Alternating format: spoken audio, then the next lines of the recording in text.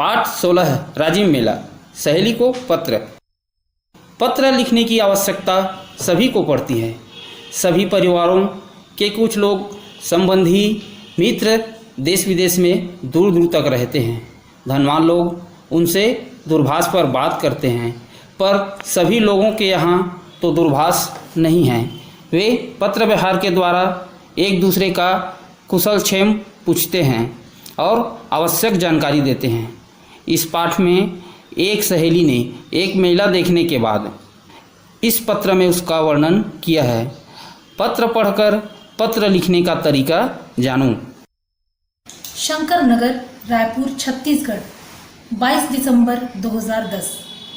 प्यारी सहेली श्वेता, मैं यहाँ पर अच्छी हूँ। तुम कैसी हो?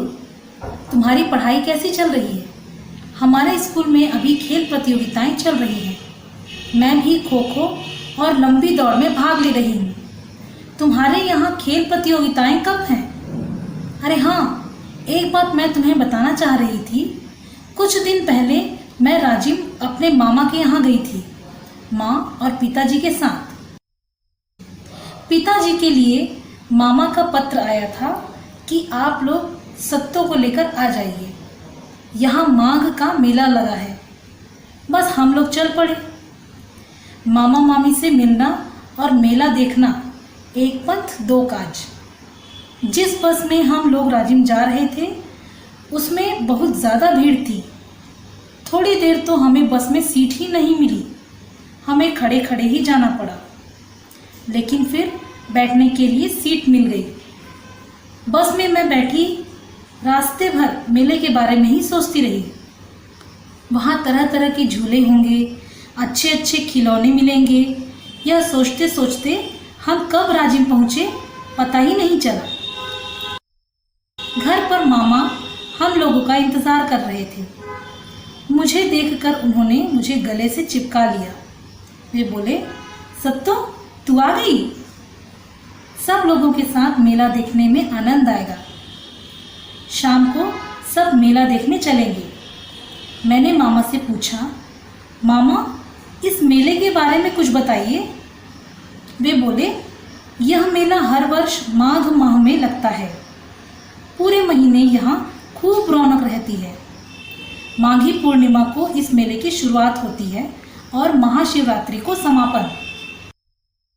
यहाँ भगवान राम का राजीव लोचन मंदिर और कुलेश्वर महादेव मंदिर है।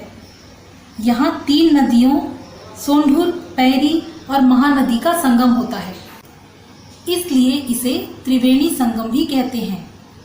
राजिम को छत्तीसगढ़ का प्रयाग भी कहते हैं।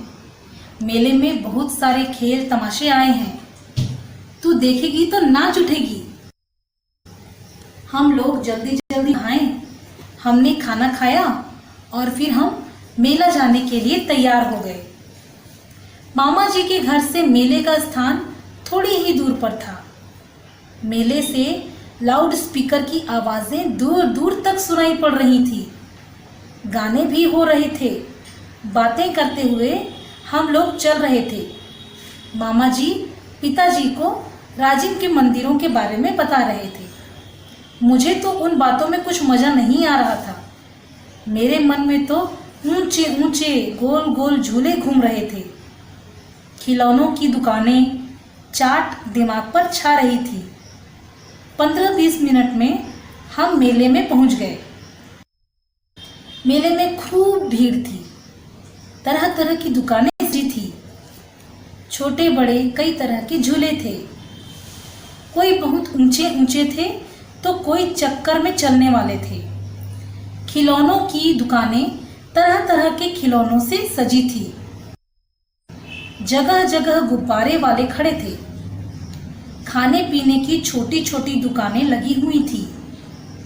मामा ने पहले तो मुझे गोल वाले झूले में झुलवाया, फिर ऊंचे वाले झूले में वे खुद भी मेरे साथ बैठकर झूले।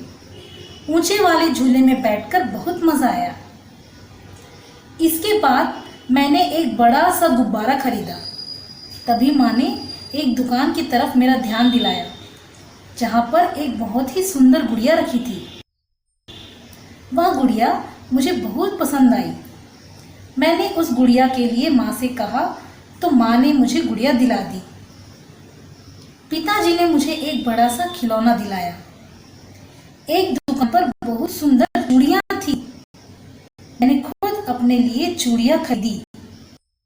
मेले से निकलते हुए एक दुकान के कोने से लगकर मेरा गुब्बारा फूट गया। मामा हम सबको चाट की एक दुकान पर ले गए। सबने चाट खाई। रात होते होते हम माँ के घर पहुंच गए। मेले के बारे में बताने लायक बहुत सारी बातें हैं, लेकिन अब नींद आने लगी है। जब मिलूंगी तब और बातें बताऊंगी। तुम्हारे पत्र की प्रतीक्षा में, तुम्हारी सहेली सरिता।